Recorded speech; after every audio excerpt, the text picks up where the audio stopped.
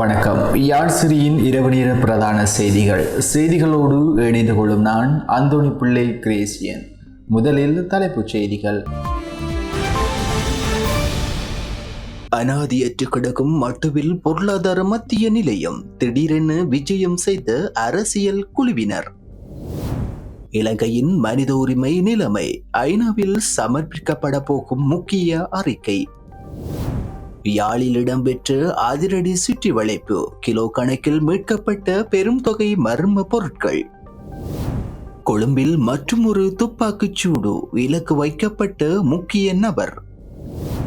நான் நீண்ட காலம் பதவியில் இருக்க மாட்டேன், ஜனாதிபதியின் அதிரடி அறிவிப்பு.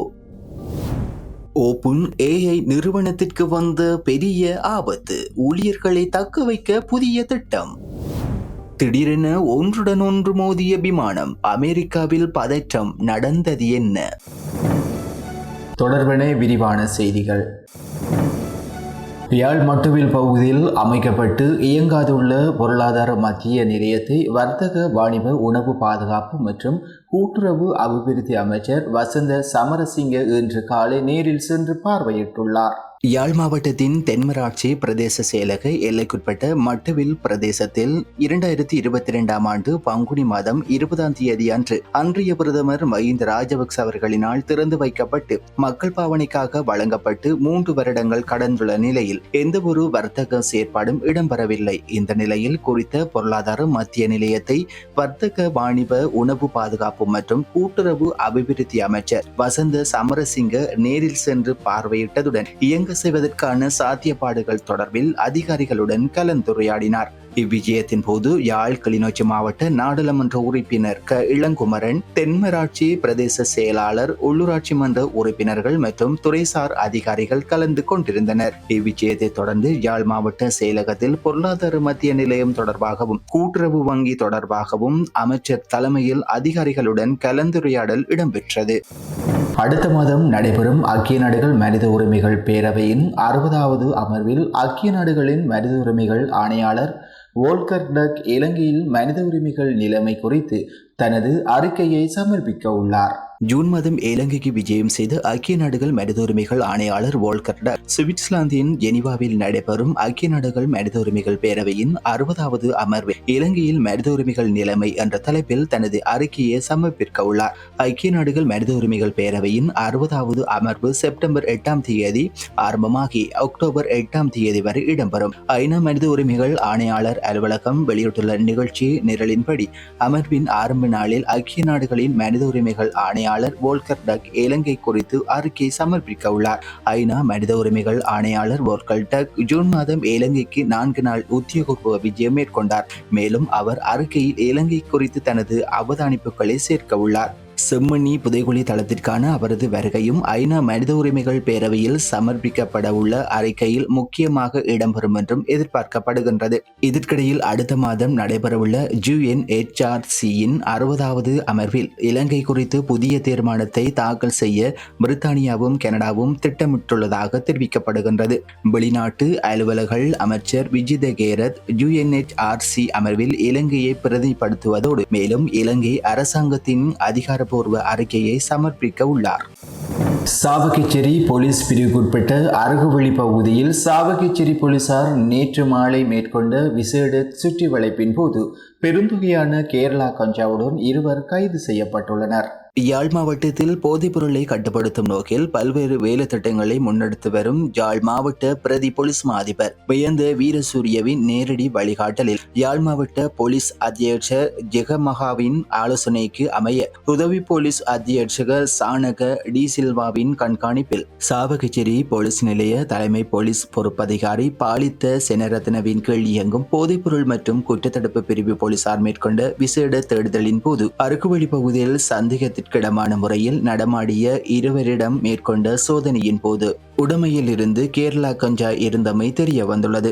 அதனைத் தொடர்ந்து அவர்கள் இருவரிடமும் மேற்கொண்ட மேலதிக விசாரணையில் அருகுவள்ளி பகுதியில் பற்றைக்குள் மறைத்து வைக்கப்பட்டிருந்த நிலையில் 284 கிலோ 415 கிராம் நிறையுடைய 7 கோடி ரூபாய்க்கும் அதிகமான பெறுமதியான கேரளா கஞ்சா மீட்கப்பட்டுள்ளதுடன் சந்தேக நபர்கள் இருவரும் கைது செய்யப்பட்டுள்ளனர். கைது செய்யப்பட்ட இருவரும் குருநகர் பகுதியைச் சேர்ந்தவர்கள் எனவும் ஒருவர் யாழ் மாவட்டத்தில் பிரபல போதைப்பொருள் வர்த்தகர் என அரசியல் செயற்பாட்டில் ஈடுபடுவதுடன் சமூக செயற்பாட்டில் ஈடுபடுவதாகவும் தன்னை போலியாக அடையாளப்படுத்தி வந்தவர் என போலீசார் தெரிவித்தனர். கோமாகம பிரதேச சபையின் முன்னாள் உறுப்பினர் சாந்த முதுங்குடுவ துப்பாக்கிச் சூட்டில் உயிரிழந்துள்ளதாக காவல்துறையினர் தெரிவித்துள்ளனர். மேகொட ஆட்டிகள வீதியில் ஊந்துருளியில் சென்று கொண்டிருந்த போது சிற்றுந்தியில் வந்த மர்ம நபர்களால் அவர் சுடப்பட்டுள்ளார். இதனையடுத்து அவர் கோமாகம மருத்துவமனையில் அனுமதிக்கப்பட்ட பின்னர் உயிரிழந்துள்ளதாக காவல்துறை ஊடக பேச்சாளர் தெரிவித்துள்ளார். நீண்ட காலத்திற்கு பதவியை தக்க வைத்துக் கொள்ள எந்த ஒரு எண்ணமும் இல்லை என ஜனாதிபதி அனுரகுமார திசாநாயக்கா தெரிவித்துள்ளார். கொழும்பில் உள்ள சுகததாச உள்ளக விளையாட்டு அரங்கில் நடைபெற்ற தேசிய இளைஞர் மாநாட்டின் ஆரம்ப நிகழ்வில் இன்று கலந்து கொண்டு உரையாற்றும் போதே அவர் இவ்வாறு கூறியுள்ளார். இன்று நாம் ஜனாதிபதி, பிரதமர் மற்றும் அமைச்சர் பதவிகளை வகிப்பதோடு நாடாளுமன்றத்தையும் பிரதிநிதிப்படுத்துகின்றோம். ஆனால் நாங்கள் ஆட்சியை கைப்பற்றும் போது நாம் பதவி விலகும் மனதில் கொண்டே ஆட்சி கதிரையில் அமர்ந்தோம். எனினும் இந்த ஆட்சி கதிரையில் நீண்ட நாட்களுக்கு அமர எங்களுக்கு விருப்பமில்லை. இந்த நாட்டை அளித்த ஒரு அரசியல் குழுவிடமிருந்து அதிகாரத்தை பறித்து மக்கள் அதனை எங்களுக்கு வழங்கியிருக்கின்றனர்.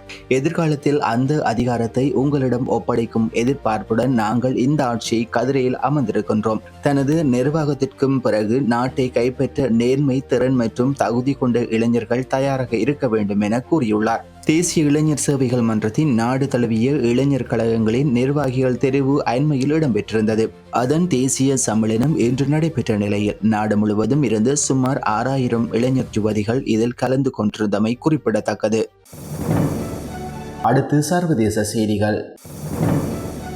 ஓபன் ஏஐ நிறுவனம் தங்கள் நிறுவன ஊழியர்களை தக்க வைக்க 1000 ஊழியர்களுக்கு பெரும் தொகையை போனஸாக கொடுத்துள்ளது. உலகமெங்கும் தகவல் தொழில்நுட்பத் துறையில் செயற்கை நுண்ணறிவு எனப்படும் ஏஐ பெரும் ஆதிக்கம் செலுத்த தொடங்கிவிட்டது. ஓபன் ஏஐ நிறுவனத்தின் ChatGPT-X நிறுவனத்தின் குரோக்குகளின் ஜெமினி ஏஐ உள்ளிட்டவை ஏஐ சந்தைகளில் முன்னணி வகிக்கின்றன. இந்த நிறுவனங்கள் போட்டி போட்டுக்கொண்டு புது புது அப்டேட்டுகளை ஏஐயில் வெளியிட்டு வருகின்றன. சந்தையில் முதலிடத்தை பிடிக்க ஒரு பக்கம் போட்டி நடக்கும் நிலையில் இதற்காக தகவல் தொழில்நுட்பத்தில் சிறந்து விளங்கும் டெக் ஊழியர்களை தங்கள் நிறுவனங்களுக்கு இழுக்க முன்னணி நிறுவனங்கள் ஆர்வம் காட்டுகின்றன. அந்த வகையில் மெட்டா, குரோக் உள்ளிட்ட ஏஐ நிறுவனங்கள் அதிக ஊதியம் கொடுத்து பணியாளர்களை ஈர்த்து வருகின்றன. இதனால் தங்கள் நிறுவன ஊழியர்களை தக்க வைக்க 1000 ஊழியர்களுக்கு பெரும் தொகையை போனஸாக கொடுத்துள்ளது. ஓபன் ஏஐ நிறுவனம் இதனால் ஓபன் ஏஐ நிறுவன ஊழியர்கள் இன்ப அதிர்ச்சி அடைந்துள்ளனர். அமெரிக்காவில் சிறிய ரக விமானம் நிறுத்தி வைக்கப்பட்டிருந்த விமானத்தின் மீது மோதி விபத்துக்குள்ளானது. வாஷிங்டனில் உள்ள புல்மேன் விமான நிலையத்திலிருந்து 4 பேருடன் புறப்பட்ட சிறிய ரக விமானம் மொண்டானாவின் காலிஸ்பெல் சிட்டி விமான நிலையத்தில் நேற்று தரையிறங்கியது. உள்ளூர் நேரப்படி நேற்று பிற்பகல் 2 மணிக்கு தரையிறங்கும் போது விமானியின் கட்டுப்பாட்டை இழந்த விமானம் தரையில் மோதி தீப்பிடித்தது. தொடர்ந்து விமான நிறுத்துமிடத்தில் நிறுத்தி வைக்கப்பட்டிருந்த மற்றொரு பயணிகள் விமானம் மீது மோதியது. உடனடியாக சிறிய ரக விமானத்தில் பயணித்து 4 பேரும் காயங்களுடன் மீட்கப்பட்டு மருத்துவமனைக்கு அனுப்பி வைக்கப்பட்டனர். விமான நிறுத்துமிடத்தில் நின்று கொண்டிருந்த விமானிகளில் யாரும் இல்லாததால் பெரும் விபத்து தவிர்க்கப்பட்டது. இந்த விமான விபத்து காரணமாக அப்பகுதியில் கரும்புகை சூழ்ந்து புகை மண்டலம் போல காட்சியளித்தது. இதனால் பயணிகள் அவதி அடைந்தனர். இத்துடன் யாழ் சிறியின் இரவு நேர பிரதான செய்திகள் நிறைவடைகின்றன. உடனுக்குடன் செய்திகளை அறிந்து கொள்ள யாழ் சிறி மீடியா இணையதளத்துக்கு பிரவேசியுங்கள். நன்றி, வணக்கம்.